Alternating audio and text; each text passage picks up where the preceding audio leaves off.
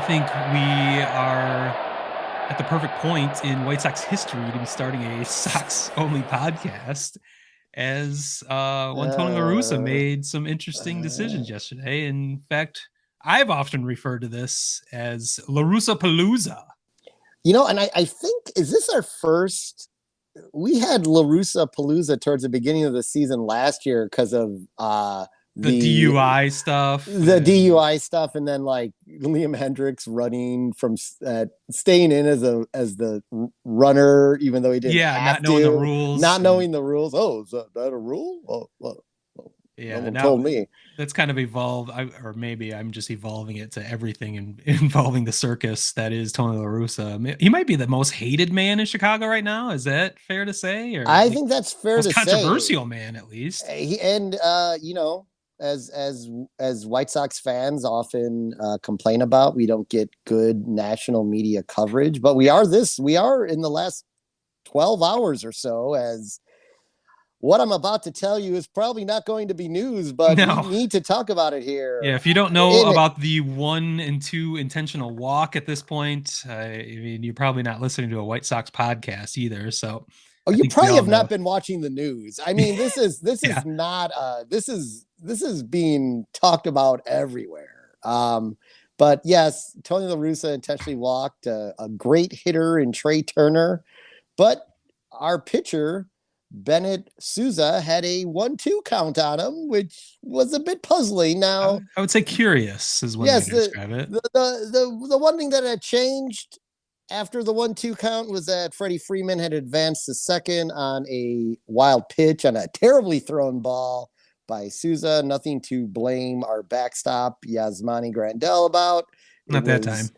not that time. No. In fact, overall, I was shocked. So a lot of the highlights I saw, he caught an amazingly great game against, with Cease burying some sliders too. But that's not what this is about. This is about, why would a veteran manager who has been hired to take your team to the next level Mm. walk a hitter who has a 250 batting average with 17 strikeouts over 40 at bats with a 1-2 count on him? Mm. Well, Tony tried to defend it in this post-game conference by saying, "Is that really a question?" Yeah, he was And got, very got he, defensive. That I mean, he definitely he is that yeah, is that even a question? Like everyone was an yeah, idiot for even thinking yeah. that he was could possibly be wrong about this. And he tried to play like an analytics card, which, is would have been great back when he originally managed, because we probably wouldn't have been able to find it. It would have just been all right. Yeah. It's still a very questionable move, Believe the manager that has but binders and binders of yeah, information but at the the team time. has all this information. It must be true. However, it's not really true. Um, I looked up stats, and like I just spit out, Trey Turner's batting average and OBP are 250. Tony claimed domination over perhaps the lefty righty matchup. That wasn't necessarily the case either. So Mm. outside of Muncy just coming back from injury and not having great numbers this year, perhaps though earlier in the season was because he was dealing with a elbow problem. Um, Besides that, and just doing the archaic, lefty lefty matchup idea, there was no reason. I mean, the Well, stats show that there's a 75% chance Trey Turner is going to make an out in this situation. if that was really his reasoning, he would have walked him, before he got to a 1-2 count. It would have been 0-0 count. Just give him Well, four and send him out. Well, I think the only, I don't agree with the action. The only difference was Freeman advanced to second, and you kept the That's force a good the point. force on. Yep, That's that's a the good only point. difference. That's a good point. But again, statistically, if you're going to throw analytics out there, the analytics point to there was a better chance of Trey Turner making an out than there was him reaching base. And you know what? Why don't you just go have a mound conversation and say, hit your spot, don't give them anything too good to hit. Now, the question is, you're Bennett Souza, you're Yeah. ahead on this guy What are you thinking in your head when your manager decides it's best to walk this hitter? That you have an advantage over, that you think you can strike out at this point. Right. And take neuters him right out there on the mound. Yeah, it's better for us to walk him than you to try to throw pitches to him at this point. At least probably a minimum of 3, unless he induces them into some sort of out or swing and miss before the arbitrary 3 pitches that would have led to a walk. But I'm not gonna speculate the amount of pitches he would have thrown Trey Turner after that. All I know is it's a confidence breaker for that pitcher who hasn't been pitching all that great as of late. He had a very good April, an okay start to May, but he's come back to a level we probably would have assumed he should be pitching at. But the question, there's so many bad moves in this game by our manager. But another one is in a winnable game, in a game where Jake Berger just came back after committing some terrible errors while Cease's still in the game in the 5th. That led to 6 unearned runs in that inning. Hits a solo shot to get us within 1 run. To me, that's a winnable ball game, right? Yeah. So absolutely. Normally I would manage the bullpen as I'm bringing out my A guys. Not bringing out the B team. I'm bringing out the A team to transition to hopefully what is a lead or a tie, and you get to Liam Hendricks in the 9th, right? And you have your longer, if you're into a tie ball game, you have your more stretched out arms like a Ronaldo Lopez or whatever to go to in that case after that point. But that is not what we did. We have a unproven, not pitching well, didn't pitch all that great the night before, Souza in the game instead of Bummer or Graveman, who hadn't pitched since Tuesday night when I was there. It just makes you think, always with baseball, there's things that the fans don't know that the managers do. Shit happening in the clubhouse, whether there's minor not injuries, but arms aren't feeling well, they need a couple days off. That's just stuff we're never going to be privy to. But it just seems logical to be utilizing Graveman and Bummer at that point. So especially since they hadn't pitched since Tuesday, it's obvious. It just seems obvious that they should have been available. But I mean, are we saving them for this upcoming Texas series? I mean, I'm not terribly. I mean, Texas has a very similar record to the White Sox, so I guess I should be more worried about them.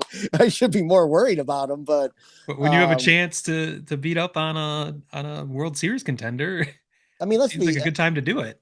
The bats, they were getting hits. They didn't produce the runs they needed to in game 2. They went against a very good pitcher so far this season in Tony Gonsolin. But I mean, they had more than enough hits to actually win this series, like sweep the series. But they scored 9 runs yesterday. Yeah, they should have won enough yesterday's game. Yeah, but they lost 11-9 because we used Jose Ruiz in the game, the aforementioned Bennett Souza. We also used who was wedged in there too. Another frightful art. Kyle Crick didn't pitch that badly, but anyway, not the names you would who was see that? Coming out of exactly. And here's my thing. If you don't want to use Graveman or Bummer yet in the 6th, because you're saying you're setting up the 7th, 8th, and 9th, okay? Then why didn't any of them come out after the Souza inning? Yeah. It's just, to me, that's managerial stupidity. But again, you do bring up a good point, Smitty.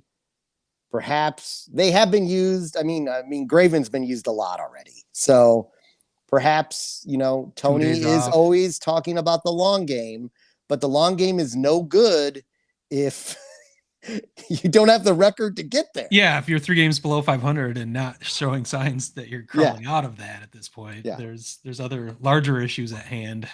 So that's the LARUSSAPALOOZA for that game. But another glaring choice he made this week, which we all knew would light up the Twitter sphere, was and a lot of media, including Chuck Garfien losing his mind, was Oh God. the embattled Luis Garcia in the leadoff spot of Game 2. Ooh, that was a hot button topic. Holy shit! I didn't think there would be a more hot button. I didn't think the button could get any hotter than that. But somehow, thank you. It's like the gift that keeps on giving. It's like the Jelly of the Month Club right now for La Russa. He gave us more with this 1-2 intentional walk. But yeah, Garcia was the leadoff hitter, which even at this point, because of how he's got the guaranteed rate logo right now. He's going down. Arrow pointing down. Down. How curious of a decision it was. In fact, even if you're using Tony's logic, when we saw Andrew Vaughn in the 9th spot earlier this year, and he said it's like a second leadoff hitter. Using that logic, Luis Garcia probably should have been batting in the 8th spot in this lineup. Yeah. Instead, Mendick, who has been doing an admirable job of filling in for Tim Anderson in the leadoff spot, was in the 9th spot. And Garcia was in the leadoff spot where he proceeded to go 0 for 4 with 3 strikeouts, and also commented that the game was a pile of shit or something along those degrees. I'm paraphrasing. He didn't mince words. He did not mince words, but the more glaring problem within that game was really, and again, I think it was again a poor decision to put him at leadoff spot, but Robert, Mancada, Abreu, and Grandel went 1 for 15 in that game. Yeah, it didn't really matter. But it didn't really matter. Why are you putting someone of Luis Garcia's ilk? Why are you giving him more at bats than anyone else in the roster? We've done this lineupista discussion for forever on In the Hole and on our blog for decades, but it's not so much the batting order. You put the used to the thinking as an on-base percentage guy in the leadoff spot, and then somebody to hit him, move him over at the number 2 slot, and then someone to hit him in at the 3 slot. It's all about getting plate appearances. Exactly. That's the way managers need to be looking at the lineup. Like put your best hitters at the top of the lineup so they hit more. I mean, it's simple math at that point. You don't have to overthink things. And for the idea that you'd ever have Luis Garcia, at the number 1 slot is laughable. But then when I think it was the Sox broadcast, or was it during the broadcast, or it must have been post game, where they showed the graphic of Luis Garcia's stats in the leadoff slot versus when he's in the 9th. Well, they did show him pregame, and it's like pregame. Okay. Yeah. So let's go back to the analytics, Tony. Yeah.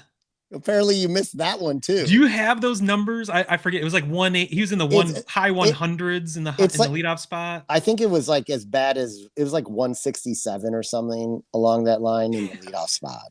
And I think he's over 300 in the 9th spot or something. Well, and his OPS was solid. His OBP and OPS were more than respectable in the 9 slot, but they're horrific in the 1 slot. It's just like, what are we doing? Yeah, I mean, you're trying to fill holes for starters, and you're trying to get a guy. I understand you're trying to get a guy going, but that's not why would you put a guy you're trying to get going who's been having trouble at the plate in a high pressure situation? That doesn't seem logical to me. In most cases, when someone's having issues, you move them down in the lineup.